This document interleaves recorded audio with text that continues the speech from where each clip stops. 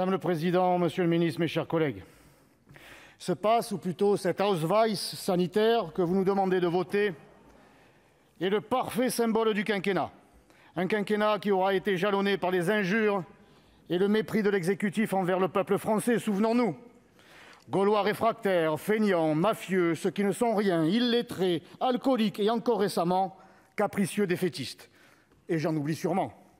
Quand le pays réel a dit stop, quand il est descendu sur les ronds-points vêtu de ce gilet jaune de détresse, l'Élysée a répondu par la plus violente répression qu'un mouvement social ait eu à subir depuis des décennies.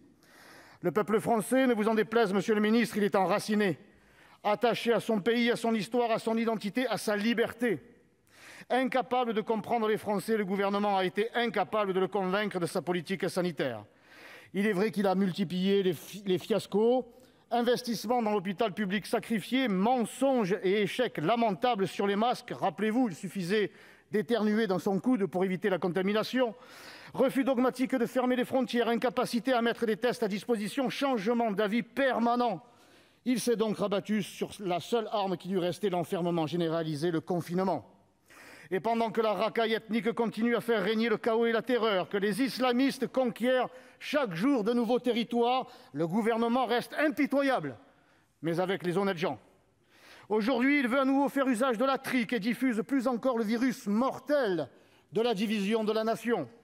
Une obligation de vaccination qui ne dit pas son nom et la mise en place d'une société de surveillance généralisée où chacun, vacciné ou non, devra sortir son passeport sanitaire 10 fois par jour pour aller acheter son pain ou tout simplement aller voir sa famille.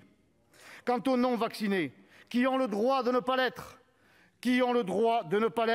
ils deviendront de fait des citoyens de seconde zone assignés à résidence et ils sont déjà considérés comme des délinquants. Alors non, je ne cautionnerai pas cette vaste entreprise de division du peuple français. Et c'est dans les yeux, en tout cas j'aurais aimé, puisqu'il n'est plus là, c'est dans les yeux que je vous demande, monsieur le ministre, de présenter vos excuses au corps médical que vous avez tenté de culpabiliser et de salir. Après que ces pompiers, ces médecins, ces infirmières, ces aides-soignantes comptent leur mort pour avoir été en première ligne, et ce depuis le début dans cette guerre contre la pandémie, en ayant manqué de tout, et par votre faute, vous commettez l'infamie de les culpabiliser, de les diffamer, allant même jusqu'à les menacer de les licencier s'ils ne se soumettaient pas à votre diktat sanitaire. Mais c'est de la folie. C'est de la folie et c'est inacceptable. Alors honte à ce gouvernement de menteurs, de diviseurs et de manipulateurs et qui tente de faire oublier que le seul responsable de cette catastrophe sanitaire, c'est lui. Je ne collaborerai pas au flicage généralisé des citoyens, je ne porterai pas atteinte à leur liberté, je ne contribuerai pas à dresser les Français les uns contre les autres.